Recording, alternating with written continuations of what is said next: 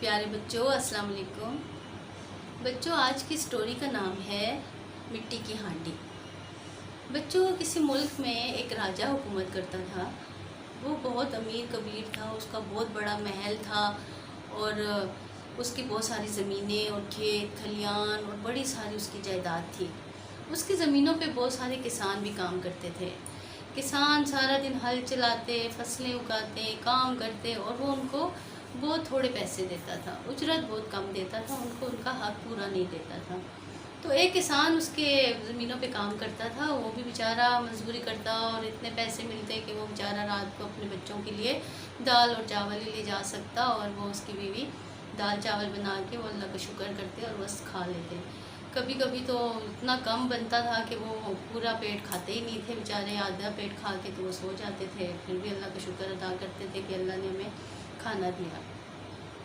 एक दिन ऐसा होता है कि वो दाल चावल बनाती है उसकी बीवी, तो जैसे वो खाना खाने के लिए बैठते हैं तो दरवाजे पे दस्तक होती है और एक कोई बूढ़ा सा फ़कीर होता है, वो आ जाता है।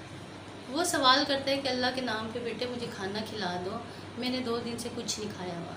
जब किसान उसे देखता है तो वो इतना कमज़ोर और बीमार सा होता है तो उसे बहुत रहम आता है। तो वो क्या करता है कि अपनी प्लेट वाला खाना वो उस फ़कीर बाबा को खिला देता है। वो कहते हैं बाबा जी आप खा लो। बाबा जब खाना खा चुकते हैं तो उनको तो खाना बड़ा मज़े का लगता है। वो कहते हैं कि ये किसने बनाया है? वो कहते हैं मेरी बीवी ने बनाया है। तो वो कहता है कि किस बर्तन में बनाया है? तो वो कहता है कि हमने तो मिट्टी की हांडी में हम लोग खाना बनाते हैं, हमने तो उसमें बनाया है। वो कहते हैं मुझे वो हांडी ला के दिखाओ। वो हांडी लाती है तो उसकी बीवी दिखाती है हांडी। हांडी देखता है तो हांडी के ऊपर ढक्कन रख के और कुछ दुआएं वगैरह पढ़ने लग जाता है। दुआएं पढ़ता है, काफ़ी देर गुजर जाती है और फिर किसान को कहता है कि आप ये हांडी ले जाओ और इसमें जैसे ही राजा के घर में जो खाना तैयार होगा वो आपकी हांडी में भी आ जाया करेगा, मेरी ये दुआ है आपके लिए। तो वो उसको रुखसत कर देता है किसान, और खुद बेचारा भूख लगी हुई होती है, सो जाता है। वो तो इतनी अहमियत नहीं देता कि चलो ऐसा कैसे हो सकता है कि मेरी हांडी में भी खाना आ जाए। दूसरे दिन सुबह होती है तो जब खाने को उनको भूख लगती है तो खाना नहीं होता। थोड़ी देर में उनके किचन से बड़ी खुशबुएँ आती हैं, मज़े की खाने की खुशबू आते हैं। तो वो हैरान होते हैं, वो कहते हैं कि कहाँ से खुशबू आ रही है। जब अपने किचन में जाते हैं, हांडी का ढक्कन उठाते हैं तो उसमें बिरयानी और कौरमा और रद्दा और तरह तरह के खाने बने हुए होते हैं, पड़े होते हैं अलग अलग छोटे छोटे बर्तनों में। वो निकालते हैं तो खाना काफ़ी सारा होता है। वो खुद खा लेते हैं पेट भर के, उसके 2 बच्चे होते हैं और बीवी होती है, वो खुद पेट भर के खा लेते हैं। तो खाने के बाद काफ़ी सारा खाना बच जाता है तो वो अपने पड़ोसियों को भेज देते हैं। पड़ोसी हैरान होते हैं कि ये तो इतने गरीब हैं, इनके पास इतना अच्छा खाना कहाँ से आ गया। फिर वो खा लेते हैं। फिर दूसरे दिन ऐसा ही होता है, शाम को फिर ऐसा होता है, दूसरे दिन फिर ऐसा। जो राजा के घर में महल में पकता है वो इनकी हांडी में खुद ब खुद आ जाता है। ये बड़े खुश होते हैं, ये कहते हैं चलो अब तो हमें दाल चावल भी नहीं रोज़ाना खाने पड़ेंगे और ना तो हमें इतनी मेहनत करनी पड़ेगी। ये खुश होते हैं। तो ये जैसे भी कोई आया गया होता है, दरवाजे पे कोई आ गया, कोई फ़कीर आ गया, कोई मुसाफिर आ गया, वो सबको दावत देता है कि आप मेरे घर से आके 2 टाइम पे खाना खाओ। लोग आते हैं तो खाते हैं और पूछते हैं कि किसान से पूछते हैं कि भाई ये खाना कहाँ से आया? तो वो कहते हैं खाते जाओ लेकिन पूछना मत, मैं बताऊँगा नहीं, बस आप खाते जाओ। वो खाते जाते हैं और खुश रहते हैं। उधर बच्चों के साथ राजा के जो महल में बावर्ची होते हैं ना, वो परेशान होते हैं, क्योंकि वो जब भर के देगचा खाने का पकाते हैं और जब ढक्कन हटाते हैं तो खाना आधा कम होता है। वो कहते हैं कि कोई चोर है जो हमारा खाना चुरा के ले जा रहा है। वो जाते जाते बात राजा तक पहुंच जाती है। राजा कहता है कि ऐसे कैसे हो सकता है, इतने गार्ड हैं और इतनी सिक्योरिटी है तो ये चोर तो आ नहीं सकता मेरे किचन में। वो कहता है कि चौकीदारों को कि आप पहरा दो, ये कोई आता है हमारा खाना ले जाता है। वो काफ़ी दिन पहरा लगाते हैं लेकिन उनको तो कुछ पता ही नहीं लगता, कोई होता ही नहीं है कि कौन खाना लेके जाएगा। वो इस तरह होते होते बात फैली भी होती है शहर में कि एक किसान है तो वो लोगों को खाना खिलाता है और बड़े अच्छे अच्छे खाने खिलाते हैं। तो बादशाह सलामत को उस पर शक पड़ता है। वो कहते हैं यही आके हमारा खाना चुरा रहा है। तो उसकी भी निगरानी करते हैं तो वो तो घर से निकलता ही नहीं है। अब वो जो राजा साहब होता है, अब वो कहता है मुझे तो इसका पता कराना ही पड़ेगा, ये क्या माजरा है। वो क्या करता है कि भेस बदल के पुराने से कपड़े पहन के और सादा सा बन के और अपने एक दोस्त को लेके जाता है किसान के घर पता करने की क्या खाना खा रहे हैं। वो पहले अपने बावर्ची से पूछ के जाता है कि बावर्ची आज क्या पक रहा है। तो बावर्ची उसको कहते हैं आज तो हम चिकन पुलाव बना रहे हैं और मछली का सालन बना रहे हैं और हम खीर बना रहे हैं, हमारे किचन में आज ये 3 डिशेस बन रही हैं। वो राजा पूछ के चला जाता है। जैसे वो रोटी का टाइम होता है तो किसान वाले खाना सारे खा रहे होते हैं और भी मोहल्ले के लोग खा रहे होते हैं। तो वो राजा दरवाजे पे आ जाता है और वो राजा कहता है कि अल्लाह के नाम पे मुझे खाना खिला दो, हम मुसाफिर हैं, दूसरे शहर से आए। तो वो किसान तो बड़ा अच्छा होता है, वो कहते हैं आ जाए, खाना तैयार है और हाजिर है।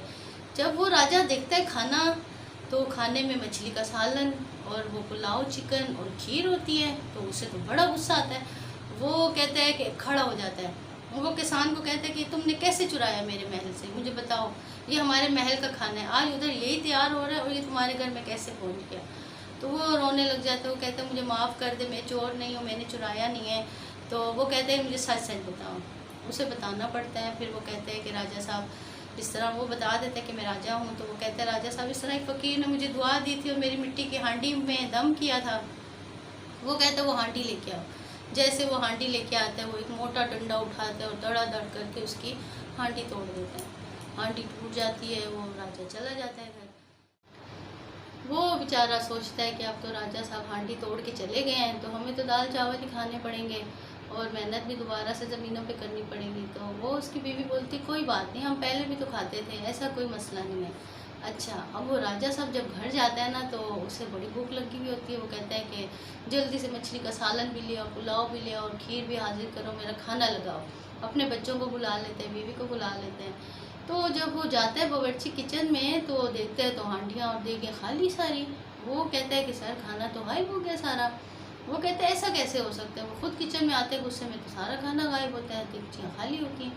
वो कहते हैं दोबारा से खाना बनाया जाए। तो वो दोबारा खाने की तैयारी करने लग जाते हैं। वो दोबारा से मछली और गोश्त और वो जैसे ही हांडियों में डालते हैं और चढ़ाते हैं, आग जला देते हैं। आग जलती रहती है, बाहर से हांडियाँ काली होती रहती है जैसे पक रहा है कुछ, और अंदर से हांडियाँ साफ, हांडी में अंदर कुछ होता ही नहीं है। वो फिर जाते हैं राजा साहब को, कहते हैं राजा साहब खाना तो गायब हो गया। वो बड़ा परेशान होता है। वो कहता है अच्छा फ्रूट दे दो, फ्रूट वगैरह ला दो, कुछ तो खाएं सुबह से हम लोग भूखे हैं। वो फ्रूट लेके आते हैं, तो जैसे प्लेटें रखते हैं, सब बैठते हैं, तो प्लेटों में से फ्रूट गायब हो जाता है। वो बड़ा परेशान होता है। वो उसका जो दोस्त होता है, वो कहते हैं मैं अपने घर से खाना बनवा के लाता हूँ, हमारे घर का तो गायब नहीं होगा। वो जाता है अपनी बीवी से खाना लेके आता है। जैसे वो बादशाह राजा के आगे प्लेट आती है, तो वो गायब। वो तो बड़ा परेशान। इसी तरह में 2 दिन गुजर जाते हैं। वो बीवी बच्चे और वो भूख से तड़प जाते हैं और उनको खाना नहीं खाना नसीब होता। वो समझ जाता है कि मैंने किसान के साथ ज़्यादती की है, तो इसलिए अल्लाह मुझे इसका गुनाह मुझे मिल रहा है और अल्लाह मुझे इसकी सज़ा दे रहा है। अच्छा, वो फिर क्या करता है कि दोबारा से आता है किसान के घर में और हाथ जोड़ के माफ़ी मांगता है कि मुझे माफ़ कर दो, मैंने तुम्हारी हांडी तोड़ दी, तो तुम्हें तो अल्लाह की तरफ से ये खाना मिल रहा था, अल्लाह ने वसीला बनाया हुआ था, तो आइंदा से ऐसा नहीं होगा। जैसे ही मेरे महल में कुछ भी खाना पकेगा, डेली पकेगा, वो आधा आपके घर में आएगा, मैं भिजवाऊँगा खुद ही, और आप खुद भी खाना और अपने पड़ोसियों को और मुसाफिरों को भी खिलाना। और वो तौबा करता है और फिर किसान को अपनी ज़मीनें भी देते हैं, कुछ ज़मीनें कि आप इस पर काम करो, हल चलाओ। तो फिर इस तरह वो किसान भी खुशोखरम ज़िंदगी गुजारते हैं और राजा के घर में भी खाना अच्छे से पकता है और सब पेट भर के खाते हैं। तो प्यारे बच्चों, इससे हमें ये सबक मिला कि नेकी कभी ज़ाया नहीं होती, हमें नेकी करनी चाहिए। अल्लाह ताला नेकी का सिला ज़रूर देता है और किसी भी भूखे को अपने दरवाजे से खाली नहीं लुटाना चाहिए। अगर कोई आपसे मांगे और आपके पास इतनी ताकत है कि आप उसको कुछ दे सकते हो, कुछ खिला सकते हो, तो आप ये ज़रूर सवाब कमाएं और किसी को भी धुतकारें नहीं। तो मेरे बच्चों, अगर ये पसंद आई है आपको, तो प्लीज़ मुझे सब्सक्राइब करें और कमेंट करें, लाइक भी करें और बताएं कि आपको पसंद आ रही हैं कहानियाँ कि नहीं आ रही। तो मुझे सपोर्ट करें कि मैं आपके लिए रोज़ाना एक कहानी लेके आऊँ प्लीज़। और अल्लाह।